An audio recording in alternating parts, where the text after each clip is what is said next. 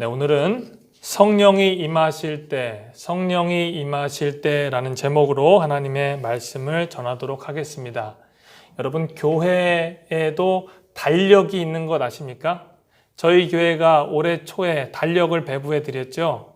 교회에서 하는 달력은 이제 서기 달력, 양력 달력을 기준으로 하고 있습니다. 1월 1일부터 12월 31일까지 서기의 달력이 있지요. 그런데 이제 교회 학자들이 6월절, 그리고 부활절, 그리고 대강절이라고 하는 애드벤트, 대강절, 그리고 성탄절을 기준으로 해서 매년 이제 교회력이라는 기준을 세우게 됩니다. 그래서 교회력을 통해서 오늘이 교회의 달력으로 교회의 달력의 마지막 절기인 오순절, 성령 강림절을 맞이하게 됐습니다. 그러니까 교회의 달력의 시작은 1월 1일이 아니라 교회의 달력의 시작이 대강절이라고 해서 12월 첫째 주가 됩니다. 그래서 교회의 달력은 대강절, 예수님이 오심을 기다리는 대강절의 4주부터 이제 성령이 임재하시는 오늘 마지막 성령 강림절이 이제 성령의 그 교회의 절기의 마지막이 됩니다. 그래서 지금부터 성령 강림절 1주, 2주, 3주, 4주 계속 지나서 대강절까지 성령 강림절 절기로 우리가 지내게 되는 겁니다. 유난히 다른 절기보다 성령 강림절이 이렇게 깁니다. 어떤 절기보다 성령 강림절이 깁니다. 왜일까요? 바로 우리가 지금 성령 안에 살고 있기 때문입니다. 예전에 있는 성부의 시대, 하나님께서 우리들을 위해서 다스렸던 성부의 시대는 구약의 시대지요. 그리고 하나님의 아들 예수님께서 이 땅 가운데 오셨던 그 시대가 바로 성자 예수님의 시대지요. 그리고 성령 하나님께서 우리의 마음 가운데 오신 그 시대가 바로 성령의 시대인 것입니다. 영어로는 이렇게 됩니다. 성부의 시대는 God was for us. 하나님께서 우리를 위해 오신 시대. 그리고 성자의 시대는 God was with us. 하나님께서 우리 옆에 앉아 계신 시대. 그리고 지금 성령의 시대는 God is in us. 하나님께서 우리 안에 계신 시대입니다. 여러분, 예수님의 제자들이 예수님과 옆에 있을 때 공생의 시간에 3년의 시간에 있는 시간보다 이제 예수님께서 떠나셨음에도 불구하고 하늘로 승천했음에도 불구하고 예수님이 옆에 안 계시잖아요. 안 계심에도 불구하고 예수님이 있는 옆에 있었던 그 시기보다 훨씬 더 강력하게 힘을 내어서 하나님의 사역을 감당했던 것을 우리가 기억해야 됩니다. 왜 그럴까요? 바로 God is in us. 하나님께서 우리 안에 계시기 때문에, 성령 하나님으로 우리 안에 계시기 때문에 가능하기 때문입니다. 오늘 비록 성자 하나님께서는 우리가 보이지 않습니다. 그리고 우리가 성부 하나님도 볼 수 없습니다. 하지만 성령 하나님께서 우리 안에 계심을 기념하는 날이 오늘 성령 강림절일 줄 믿습니다. 그래서 우리는 오히려 제자들보다 더 선지자들보다 더 힘있게 살아갈 수 있게 되는 것입니다. 제가 오늘 빨간색 넥타이를 했습니다. 1년에 한 번씩 매려고 일부러 가서 구입을 했습니다. 색깔이 좀 이렇게 멋이 없죠. 그냥 빨간색 단색인데 이 색깔을 어떻게 좀 표현을 할까? 성령 강림절의 이 색이 붉은색입니다. 성령이 불처럼 내리고 우리 성령의 열정으로 살아가고자 성령 강림절 색깔을 붉은색으로 했습니다. 성령 강림절의 의미는 무엇일까? 오늘 본문에서 세 가지 내용으로 나옵니다. 성령이 이제 마가의 다락방에 모인 120명의 성도들에게 임했을 때 일어난 세 가지 현상을 통해서 성령이 우리 마음 가운데 오셨을 때 임하는 그런 현상을 알고 내 안에 성령께서 내주하심에 감사하는 오늘 하루가 되기를 간절히 축원합니다. 첫 번째, 성령이 임재하셨을 때, 성령이 임하셨을 때 어떤 일이 있었을까요? 성도들은 모여서 기도하고 있었습니다. 우리 영어가 편한 분들은 밑에 자막을 참고해 주시면 되겠습니다. 성도들은 모여서 기도를 하고 있었습니다. 오늘 본문 1절 말씀에 이렇게 나오죠. 오순절 날이 이미 이름에 그들이 다 같이 한 곳에 모였더니 When the day of Pentecost came, they were all together in one place. 영어로는 이렇게 되어 있습니다. 펜타코스트라는 겁니다. 오순절 날이 이미 이르렀는데 그들 120명이라고 하는 예수님의 제자들, 예수님을 따르는 사람들이 다 한 곳에 모였다고 말하고 있습니다.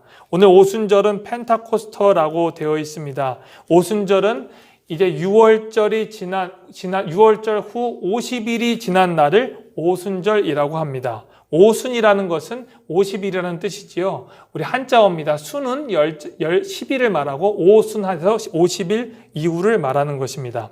오순절은 이스라엘 백성이 이집트의 노예 생활에서 해방된 것을 기념하는 6월절 후 첫 안식일부터 50일째 되는 날로 붙여진 이름이지요.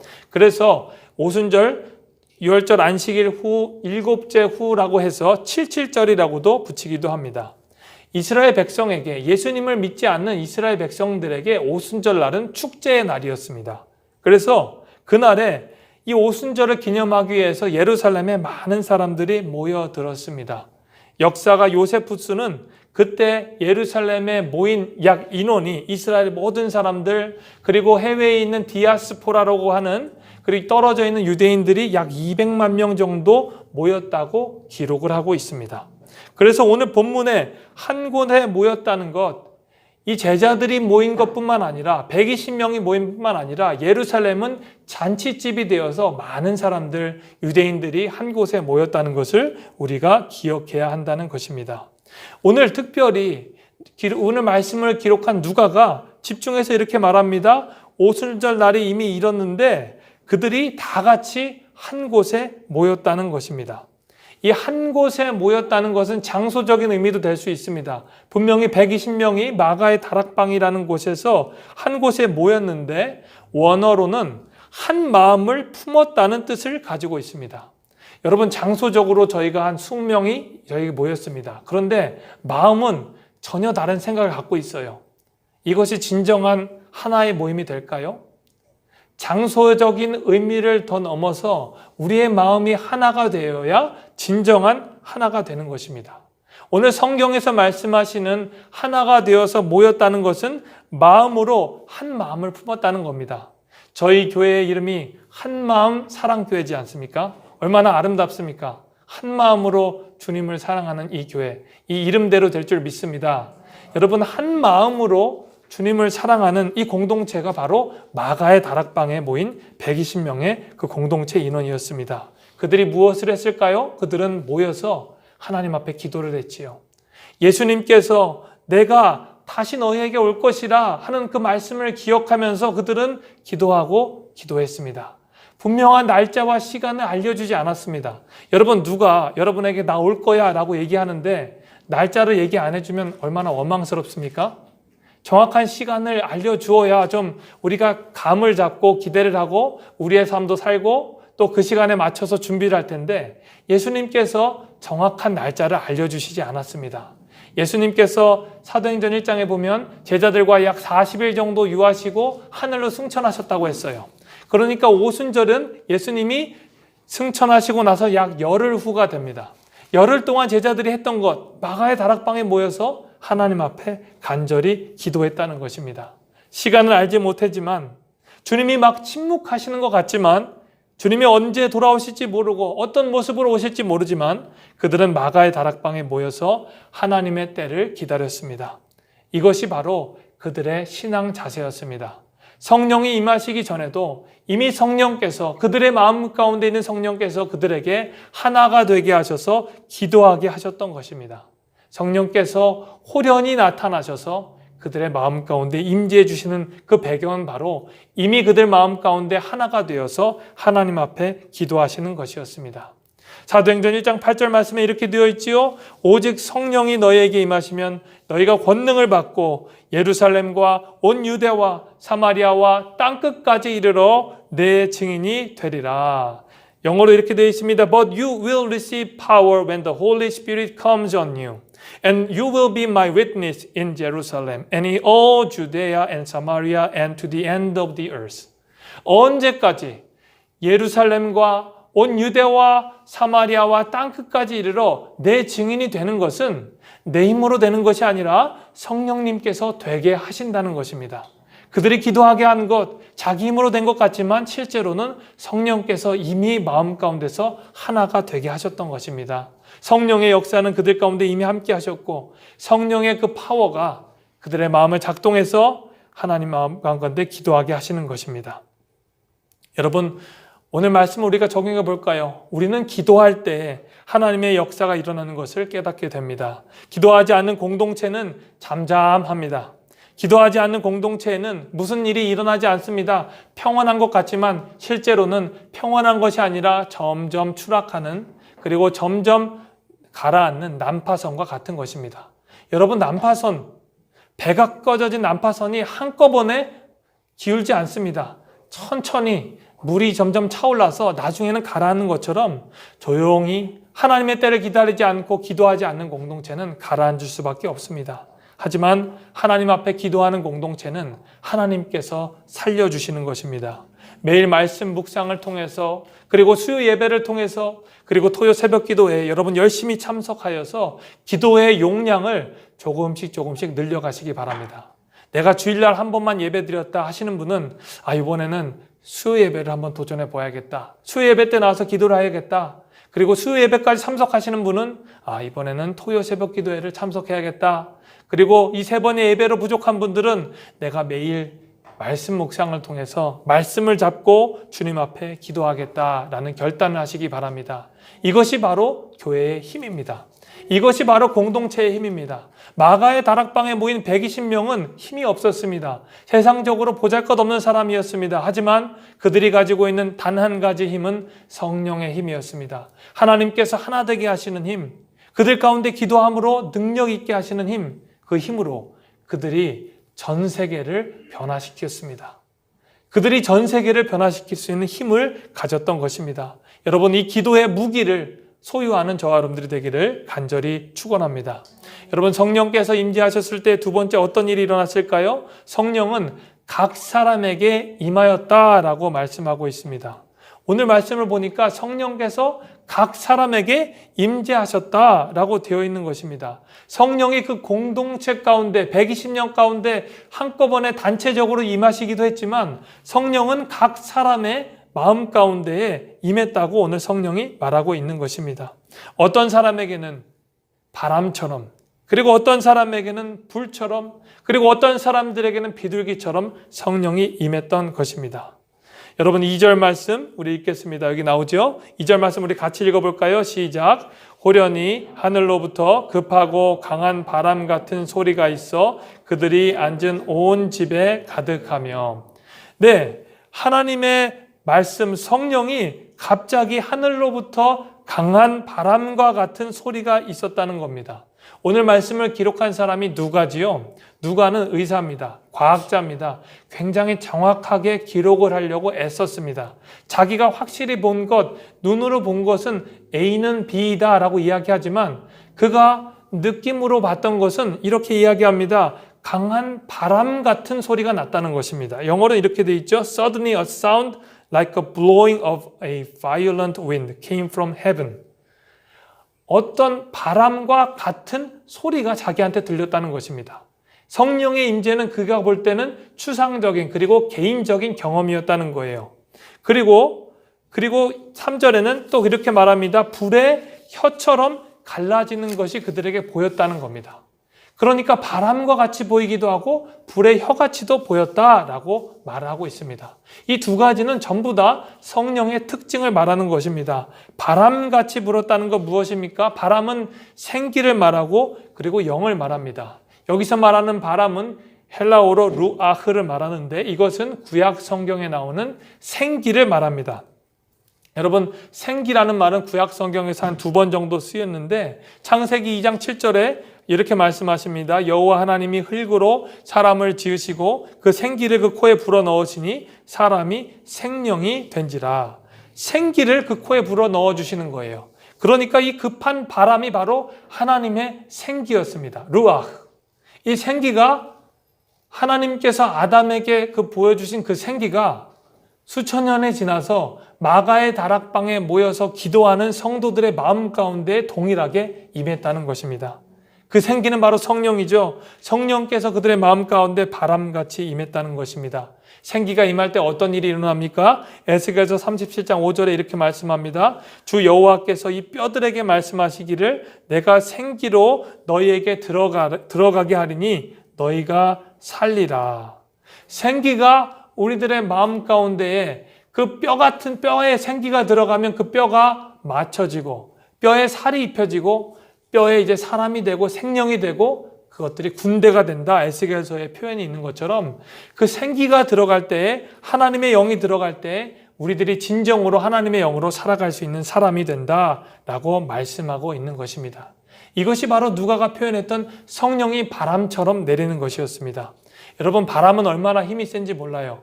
바람은 어느 곳이나 갈 수 있습니다. 태평양에서 부는 바람은 그 멀리 건너 태평양을 건너서 우리가 살고 있는 우리의 조국인 대한민국까지 갈 수 있습니다.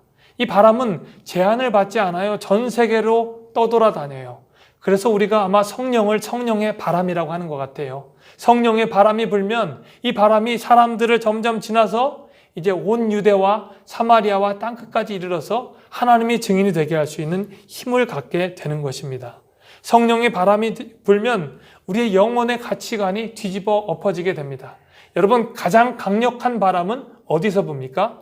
가장 강력한 바람은 태풍에서 불죠. 태풍.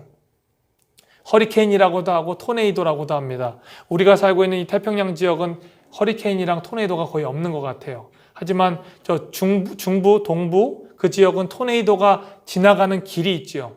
그리고 태풍이 지나가는 길이 있죠. 카리브 해안을 보면 태풍이 지나가는 길이 있습니다. 미국 전역에 한 해에 약 300여 회 이상의 태풍이 지나간다고 합니다. 그 태풍이 한 1% 정도만 실제로 연안을 대륙으로 지나가고 나머지는 바다에서 대부분 지나간다고 합니다. 여러분, 태풍이 무슨 유익이 있을까요? 인명재해를 일으키는 이 태풍이 과연 유익이 있을까요? 우리가 질문할 수 있습니다. 그런데 태풍은 대단히 큰 유익을 준다고 합니다. 태풍이 있을 때 그 심해에 있는 바다의 미생물들이 다시 한번 살아갈 수가 있고, 그리고 산소가 공급되지 않는 그 심해에 많은 상소들이 공급될 수가 있다는 겁니다. 녹조가 낀 강물 한번 보세요. 그 강물에 큰 태풍이 한번 지나가면 강물이 깨끗하게 정화되는 것을 보게 됩니다. 우리의 영혼이 바다처럼 고요히 잠자 있을 때 하나님의 성령의 태풍이 우리 마음 가운데 불어일으키고 우리의 마음이 업앤다운이 되어서 우리의 최고의 가치관으로 뒀던 내 자신의 가치관이 맨 밑으로 내려가고 내 자신의 최고의 가치관을 예수님으로 두는 것은 바로 성령의 바람이 태풍처럼 우리 마음 가운데 일어날 때 가능하다는 것입니다. 그것이 바로 성령의 바람이라고 표현을 하는 거지요. 그리고 성령께서 불의 혀같이 임했다라고 3절에 이렇게 나와 있습니다. 제가 읽겠습니다. 마치 불의 혀처럼 갈라지는 것들이 그들에게 보여 각 사람 위에 하나씩 임하여 있더니, 제가 영어로 읽습니다. They saw what seems to be tongues of fire that separate and came to rest on each of them. 불의 혀처럼 갈라지는 것들이 각 사람 위에 하나씩 임했다는 것입니다. 이것이 누가가 본 성령의 한 단면입니다. 불의 혀처럼 어떤 것이 마치 갈라지는 것이 임하여 있으니까 누가가 너무나도 신기했던 것입니다. 성령의 충만함, 우리 성령의 충만함을 어떻게 고백합니까? 성령이 불처럼 임했다고 하지 않습니까? 성령이 마음 가운데 임하면 우리 가운데 열정이 생기지요. 말씀을 듣고 싶은 마음이 생깁니다. 그리고 하나님 앞에 기도하고 싶은 마음이 생기죠. 그리고 교회에 오고 싶은 마음이 생겨요. 그리고 교회에서 봉사하고 싶은 마음도 생깁니다. 이것이 바로 성령이 우리 마음 가운데 불처럼 왔을 때 생기는 열정입니다. 그런데 성령이 불처럼 생기기도 하고 그리고 바람처럼 생기기도 합니다. 그런데 요한은 성령이 예수님께 내려올 때 비둘기처럼 내려왔다라고 표현하기도 합니다. 여러분, 비둘기가 얼마나 아름답고 평화롭고 고요합니까? 그러니까 성령께서 오는 모습은 120명의 성도들에게 임한 성령의 모습이 다르듯이 우리에게 임한 성령의 모습들도 다를 수 있다는 것을 우리가 알아야 하는 것입니다. 하나님께서는 인격적이셔서 여러분에게 불처럼 임하실 수도 있고, 성령께서는 인격적이셔서 여러분들에게 잔잔하게 비둘기와 같이 임하실 수도 있습니다. 어떤 분이 너무 뜨거운 성령의 체험을 받아서 다른 분이 보실 때 너무 고요하게 기도하니까 정죄를 할 수도 있어요. 아니, 저분 기도하는 거 맞나? 성령이 임하시면 뜨겁게 나처럼 기도해야지 라고 말하실 수 있지만 그것은 오해인 것입니다. 하나님께서 우리에게 임하시는 성령의 임재의 방법이 여러 가지 방법이 있기 때문입니다. 하지만 이런 주관적인 체험은 객관적인 열매로 증명이 되어야 함을 우리는 꼭 알아야 합니다. 무슨 뜻이냐? 성령이 임하시는 여러 가지 방법은 다르지만 우리가 표현하는 성령의 열매는 9가지로 동일하다는 것입니다. 그리고 성령의 열매는 바로 우리의 입으로 예수님이 그리스도이심을 증거하는 것으로 귀결된다는 것입니다. 많은 제자들이 뜨거운 베드로처럼 그리고 냉철한 제자들처럼 다른 모습으로 성령 체험을 했습니다. 하지만 그들이 동일하게 증거한 것은 바로 예수님이 나를 위해서 이 땅 가운데 오시고 십자가를 지시고 그리고 부활하셔서 우리의 구세주가 되셨다 하시는 이 복음을 증거하는 것으로 증명되었습니다. 바로 이것을 우리가 기억해야 할 줄로 믿습니다. 여러분, 마지막으로 성령이 임하실 때 어떤 일이 일어날까요? 마지막으로 이렇게 기록합니다. 성령이 말하게 하심을 따라 말을 하였다는 것입니다. 성령이 말하게 하심을 따라 다른 나라 말로 말했다는 것입니다. 오늘 본문 4절 말씀 우리 같이 스크린에 나옵니다. 4절 말씀 같이 읽어볼까요? 시작. 그들이 다 성령의 충만함을 받고 성령이 말하게 하심을 따라 다른 언어들로 말하기를 시작하니라. 아멘. 그들이 성령의 충만함을 받고 다른 성령의 말하게 하심을 따라 다른 언어로 말하게 했다는 것입니다. 보통 우리는 이 말씀에서 방언 그리고 다른 나라 말, 이 말에 집중해서 성령의 임재에 대해서는 간과하는 경우가 많습니다. 이 말씀이 굉장히 신학적으로 그리고 신앙적으로 화두가 되는 말이지 않습니까? 어떻게 사람이 다른 나라 말을 배우지 않고 할 수가 있느냐? 그리고 그들이 한 말, 이 방언이라는 말, 다른 언어로 하는 이 말이 과연 우리들의 입으로 하는 말이냐? 아니면 신령한 언어여서 세상 사람들만 알아듣는 언어냐? 라는 논쟁으로 우리가 그것에 집중하는 경우가 많습니다. 하지만 우리가 여기서 잘 알아야 되는 것이 있지요. 첫 번째는 그들이 단지 성령이 말하게 하심을 따라 말했다는 것입니다. 그들의 능력으로, 그들의 재능으로 말한 것이 아니라 성령께서 말하게 하신, 성령께서 enabled라고 그러죠. The Holy Spirit enabled them. 성령께서 그들에게 말하는 것에 순종할 뿐이었습니다. 그래서 그들의 혀가 성령의 혀가 되어서 주님이 원하시는 말을 했을 뿐입니다. 여러분, 제자들이 무슨 능력이 있습니까? 제자들이 갈릴리에서만 인생의 대부분을 살았던 사람들인데 그들이 어떻게 다른 나라 말을 할 수 있겠습니까? 당시 그 지역에 그곳에 모였던 사람들은 모국어가 이스라엘 사람들이 쓰는 아람어가 아니었습니다. 그들은 중동 그리고 아프리카, 유럽 등 16개 지역에서 다 온 사람들로 각기 다른 모국어를 사용하고 있었습니다. 그 사람들에게 성령의 강권적인 인도하심에 따라 그들의 모국어로 하나님의 말씀을 전할 수 있게 되었다는 것입니다. 우리 유스부 어린이들에게 오늘 설교 말씀을 하니까 제가 이런 질문을 했어요. 얘들아, 너희들 혹시 스페니쉬 할 줄 아니? 조금 할 줄 안다는 거예요. 제페니스, 차이니스 좀 할 줄 알아? 조금 할 줄 안다는 거예요. 그런데 스페니쉬, 제페니스로 성경을 읽을 줄 알아? 라고 물어봤더니 그거는 조금 어렵다고 얘기를 하는 거예요. 쉽지 않죠. 조금의 말을 하는 것이 아니라 그들에게 예수님께서 그리스도라는 것, 구원의 역사를 또박또박 선명하게 이야기하는 것, 그들의 언어로 할 수 있는 것 쉽지 않은 것입니다. 그것은 바로 성령께서 함께 하셨기 때문에 가능했습니다. 그들의 갈릴리 출신 어부들이 도저히 할 수 없음을 안 유대인들이 그들을 보고 무엇이라고 말하냐? 이 사람들이 새 술에 취했나 보다. 이들이 술에 취해서 다른 것에 취해서 이런 일을 할 수 있는 것이지 자기 힘으로는 할 수 없다라고 말하는 것입니다. 하지만 우리는 잘 알고 있습니다. 이것은 성령의 강권적인 역사였습니다. 성령께서 말하게 하셨기 때문에, 성령의 그의 입술을 주장하셨기 때문에 이것이 가능했습니다. 여러분, 비단 오순절 마가의 다락방에 있었던 이 성령의 역사, 이 말하게 하심의 역사는 그 120명의 성도들, 제자들에게만 국한되지 않음을 우리는 알아야 합니다. 지금 이 시간에도 God is in us. 우리 안에 함께 하시는 성령 하나님께서 우리의 입술을 주장하실 때에 우리의 입술로 하나님이 기뻐하시는 성령의 언어를 할 수 있음을 기억해야 합니다. 내 혀가 내 육신의 생각으로 말할 때 사람들을 죽이기도 하지요. 여러분, 세상에 쓰는 속담이 있지 않습니까? 한국의 속담에 새치혀가 뭐죠? 새치혀가 사람을 잡는다라고 말하잖아요.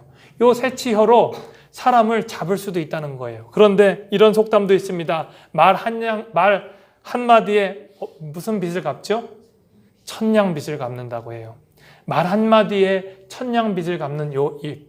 그리고 이 말 한마디로 사람을 잡는 입. 이 입으로 사람을 살리기도 하고 죽이기도 한다는 속담입니다. 우리의 입술이 성령의 이끌림에 의해서 성령이 원하시는 말을 할 때 우리의 영이 살아나고 하나님의 복음이 증거될 줄 믿습니다. 여러분, 왜 우리가 이렇게 언어들이 갈라지게 되었습니까? 창세기 11장을 보면 모든 언어가 하나였지만 이 언어가 갈라지게 된 것은 사람이 하나님 위에 서서 하나님이 원하시는 일을 하지 않았기 때문에 하나님께서 억지로 이 언어를 갈라놓게 하셨습니다. 하지만 수천 년이 지나서 마가의 다락방에 모여서 다른 언어로 소통이 되지 않은 백성들에게 한 마음으로 주님 앞에 기도했을 때 성령께서 하나가 되게 하셨습니다. 그리고 성령께서 입술을 통해서 증거하게 하셨습니다. 성령께서 말하게 하셨던 것입니다. 성령께서 말하게 하시니까 그들 가운데 복음이 증거되고 회개하는 자가 3,000명, 5,000명이 넘는 일이 일어났던 것입니다. 여러분, 이 말씀을 적용해 보십시오. 우리들의 입술과 우리 마음의 묵상이 주님 앞에 연락되어야 함을 우리는 믿고 있습니다. 이것이 바로 다윗의 고백이지요. 내 입술의 말과 내 마음의 묵상이 주님 앞에 연락되기를 원합니다. 오 나의 반석이시오. 여러분, 성령께서 말하게 하실 때 여러분 말해야 합니다. 성령께서 기도하라고 하실 때 기도해야 합니다. 성령께서 말씀 읽으라고 하실 때 여러분 말씀을 읽어야 합니다. 그것이 바로 성령이 여러분에게 원하시는 것이고 말하게 하시는 것입니다. 제가 좋아하는 찬양이 있습니다. 주님 말씀하시면 내가 나아가리라. 주님 뜻이 아니면 내가 멈춰서리라. 나의 가고 서는 것 주님 뜻에 있으니 오 주님 나를 이끌어 주시옵소서. 이 찬양의 가사가 너무나도 큰 은혜가 됩니다. 주님이 말씀하시면, 성령님이 말씀하시면 내가 가겠습니다. 성령님이 멈춰서라고 하시면 내가 멈춰서겠습니다. 성령님이 말하게 하시는 그 뜻대로 말하는 저와 여러분들이 되기를 바랍니다. 여러분, 말씀을 정리하겠습니다. 이렇게 성령이 원하시는 대로 이끄는 삶을 살 때 우리 가운데 성령의 열매가 맺힙니다. 여기 있는 표를 한번 보시겠어요? 성령의 열매가 어떻게 맺힙니까? 성령의 9가지 열매는 성도들에게 동일하게 나타납니다.